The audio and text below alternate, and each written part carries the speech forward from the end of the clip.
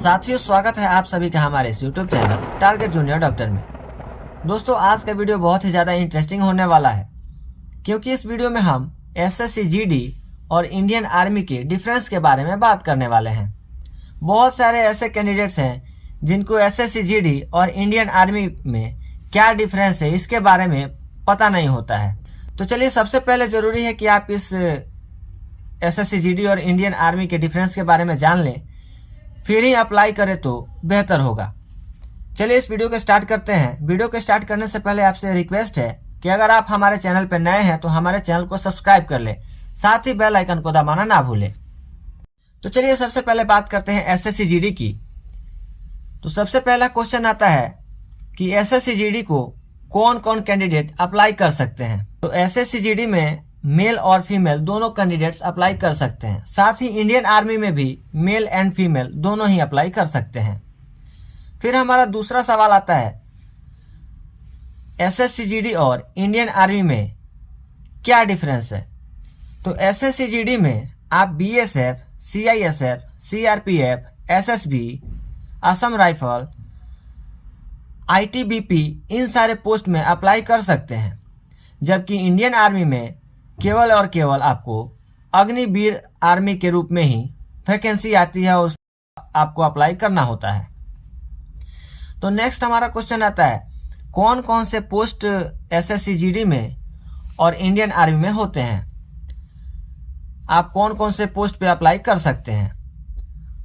तो SSC GD में आप जीडी के पद पे अप्लाई कर सकते हैं और भर्ती हो सकते हैं, क्योंकि एसएससी जीडी में केवल जीडी का ही वैकेंसी आता है और उस पे ही भर्ती होता है, जबकि इंडियन आर्मी में जीडी के साथ साथ ट्रेडमैन, क्लर्क और टेक्निकल इन सारे पोस्ट पे भर्ती आती है। अब आइए अगले सवाल की तरफ बढ़ते हैं। एसएससी जीडी में और इंडियन आर्मी में भर्ती होने के लिए एलिजिबिलिटी क्राइटेरिया क्या होनी चाहिए। तो आपको एसएससी जीडी के लिए 10वीं पास होना अनिवार्य है। 10वीं पास करके आप एसएससी जीडी में अप्लाई कर सकते हैं। वहीं इंडियन आर्मी यानी कि अग्निवीर आर्मी की बात करें तो इसमें आप 8वीं से लेकर 12वीं के बीच में किसी भी सब्जेक्ट से पास आउट हैं तो आप इसमें अप्लाई कर सकते हैं। जैसे कि 8वीं कक्षा जो पास होंगे वो ट्रेडमैन के लिए अप्लाई कर सकते हैं, जबकि 10वें पास जो कैंडिडेट्स होंगे वो जीडी के लिए अप्लाई कर सकते हैं। साथ ही जो 12th क्लियर किए होंगे उनको क्लर्क में अप्लाई करने का मौका मिल सकता है। अब आइए बात करते हैं कि टोटल पोस्ट कितने आते हैं। तो एसएससी जीडी और इंडियन आर्मी में साल में एक बार ही भर्ती होता है। वहीं एसएससी जीडी में 45,000 से लेकर 50,000 तक जो वैकेंसी है वो एक बार आती है। अगर इंडियन आर्मी यानी कि अग्निवीर आर्मी की बात करें तो 50,000 से एबव ही इसमें वैकेंसी आती है। अब आइए जानते हैं कि भर्ती कैसे होती है, यानी भर्ती की जो प्रक्रिया है वो क्या होती है। तो एसएससी जीडी और इंडियन आर्मी दोनों में वैकेंसी जो भर्ती की प्रक्रिया है वो सेम ही होती है। पहले आपका ऑनलाइन एप्लीकेशन फॉर्म डाला जाएगा। ऑनलाइन एप्लीकेशन फॉर्म डालने के बाद आपका ऑनलाइन एग्ज़ाम लिया जाएगा। साथ ही ऑनलाइन एग्ज़ाम होने के बाद आपका फिजिकल टेस्ट किया जाएगा। देन आपका लास्ट में जाके मेडिकल टेस्ट किया जाएगा। फिर आइए नेक्स्ट बात करते हैं कितनी सैलरी मिलने वाली है। तो एसएससी जीडी में आपको 35,000 से लेकर 50,000 तक की सैलरी मिलने वाली है।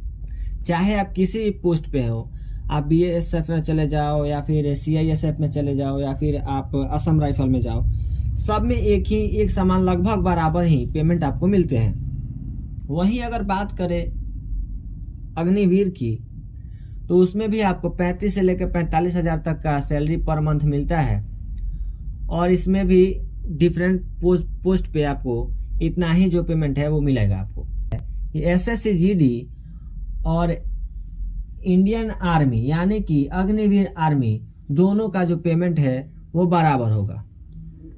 अब अगर बात करें कि एसएससी जीडी में कितनी छुट्टियां मिलती हैं, तो एसएससी जीडी में 90 दिन यानी कि पूरे एक साल में आपको 3 महीने की छुट्टी मिलती है। वहीं अग्निवीर की बात करें तो उसमें पूरे साल में आपको 30 दिन यानी कि 1 महीने की छुट्टी मिलती है। अब बात करते हैं कि एसएससी-जीडी में और अग्निवीर में ड्यूटी कहाँ पे लगती है, यानी कि पोस्टिंग कहाँ पे होती है। तो आपको बता दें कि दोनों ही जो एसएससी-जीडी और इंडियन आर्मी है, इनमें ऑल इंडिया में कहीं भी आपका पोस्टिंग हो सकता है। किसी भी बॉर्डर पे आप जा सकते हैं, किसी भी स्टेट में जाके आपकी पोस्टिंग हो सकती है। अब अगर बात किया जाए कि एसएससी-जीडी में एज लिमिट क्या होती है, यानी कि आयु सीमा क्या होती है, तो एसएससी-जीडी के लिए जनरल जो कास्ट है उनको 18 से लेकर 23 वर्ष तक की आयु सीमा निर्धारित की गई है। वहीं ओबीसी वालों को 18 से 26 वर्ष, साथ ही SC/ST वालों को 18 से लेकर 28 वर्ष तक की आयु सीमा घोषित की गई है।